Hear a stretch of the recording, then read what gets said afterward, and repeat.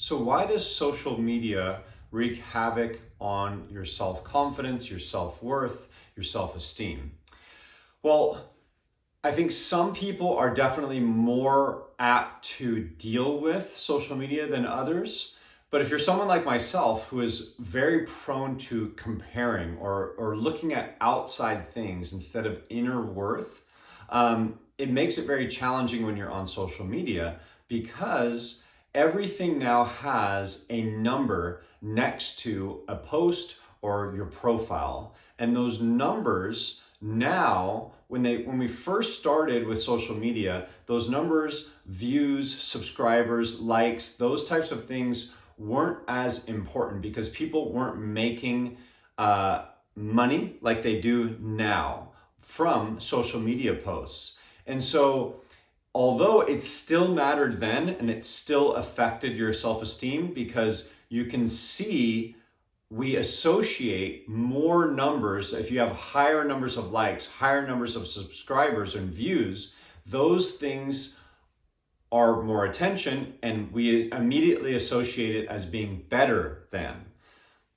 5,000 is better than 500, and 50,000 or 50 million is better than, that 5,000. So we constantly are looking at that and we're comparing. Well, now it's even worse because we now know that the more views, the more subscribers, the more interaction, comments, and things, the more money is going to be associated with that because now there's so many influencers out there that are getting rewarded for the content because of things like YouTube. So what happens is you're constantly comparing, looking at those numbers, and there's this other element of, well, they're making more money or they're making this amount. And so it's always there. And they've shown that if you are in regard to like a social setting, if you see yourself as less than, if you're hanging around a bunch of people when they all have a bunch of money, if they all have a bunch of money and you have less, let's just say, your testosterone lowers. If you're in a group, all right, and there's people who are more higher status or have higher levels of education, you automatically, it's like a subconscious thing that you feel lower than. And like I said, I think some people are much better at dealing with this than others. I think a lot of people who have a strong central point of self-esteem, they can put stuff out on social media and not worry about it if it gets 500, 5 million, views or likes, or they're much more coming from a point of, instead of being self-fulfilled from the outside things, they're much more self-fulfilled from inside things. And so I think that is what should be taught, and I think that should be a central focus for people. And that's something that I'm learning because, like I said, naturally, I'm someone that looks from the outside. Am I getting attention? Oh, I must be good. Am I winning? Oh, I must be good. Am I doing this? I look at these outside things, and that then gives me my own self-worth. If I get more likes or more interaction that's positive on a video, right, I automatically start feeling better. But there is where a problem lies, because you might say, well, JD, isn't this a great thing? Because you can take yourself when you're on social media and you can continue to post and you can build and you can see yourself going from 5 views to 50 to 500 to 5,000 to 5, and you can see it going up. Isn't that a way? But again, that then attaches my worth to those numbers. And although I will feel better, because like I said, it's an automatic thing. I don't think you can avoid it unless if, like I said, you really have that really strong foundation. And I see this from certain people, and I use this and I go, this is probably one of the reasons why they were successful in the first place. But if, again, our whole society is geared towards this, and we're not teaching the principles that are the self-worth coming from regardless of what's going on, it's going to be troubling. So let's just say I take myself from 0 to 10 to 100 to 1,000 to 100,000 to 1 million, and you start building your subscriber base. like a lot of people want to do. And let's just say everything goes the way that they want it to.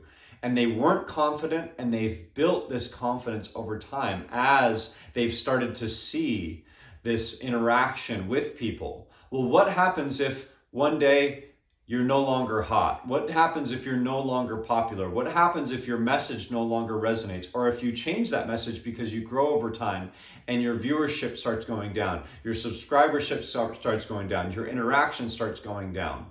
How do you then, if you've attached it to this growth and you now feel better, you are now still attaching it to it, it might come down as well. And so I've seen people who went from zero to hero, and then they've had some sort of controversy, and their subscribership has gone down, their viewership has gone down, and they still have this same sense of confidence that they had before. And I think that is, again, something that for some people is a genetic thing. It's just a natural thing. They have this sense of self-confidence. But if you're someone like me, who for whatever reason, I wasn't gifted with that. From a very young age, I've been very insecure. And it's been social media is one of those things that has always been challenging for me, because I can't turn it off. I can't turn that comparison thing off.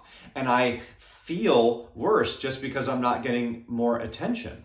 And so now what I've learned to do, and what I'm practicing by putting videos out there and just talking about whatever, sometimes I post videos and I go, I shouldn't post this one. It doesn't sound that good. And my wording is all out of place, and I ramble and I wander, and it's like, 17 minutes of video, and I go, post it anyways. Be okay with failing in your own eyes. Be okay with not getting a lot of views, and realize that it doesn't change my worth. My worth is inherent. There's a concept with like God's grace. We have this idea that if I go to God, or if I start doing better, that I'm going to be able to earn God's grace. I'm going to be in his favor because I'm doing these good works. But it doesn't work like that. God's grace is automatic. You just have to acknowledge it. You could be in the middle of making the biggest mistake of your life and consciously knowing what you're doing. But God's grace is still there if you are open to it. It's not dependent on your actions. It's just there. And I feel like that is self-worth. It is always there. But because we're human, and because of our personalities, and because of our past history and your upbringing and different things that go on, you might see yourself differently depending on the circumstances around you. And I guess this is the main point. Is how are you, or how am I, and how is our society working on ways of building that foundation of self-worth, that it doesn't matter what happens with what your social media scores are, what your money value is. All of those things we tend to look in society as the markers of success.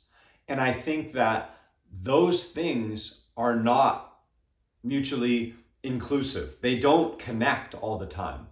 Just because someone has a ton of viewership online, it doesn't mean that they're honest. It doesn't mean that they have integrity. It doesn't mean that they're doing the things that they say they're doing, but also contributing in the ways. And same thing with money. It doesn't mean that someone's rich, they're more valuable, all right? They have more subscribers, they're more valuable. A lot of times this is what we do subconsciously, and it's not true. A lot of times it is, though, and this is the thing. A lot of times people, they do have a sense of self-worth, a sense of self-value, and they also have this huge following, or they have a huge bank account. And they are good people, and they do good things, and so things are congruent, but it's not always the case. And I think for most people, they are comparing themselves automatically, and I think it leads to this sense of attachment to those numbers. So for someone like me, I'm learning through a 12-step program. I've talked about my alcohol and drug addiction, food addiction, and all sorts of other addictions that I have.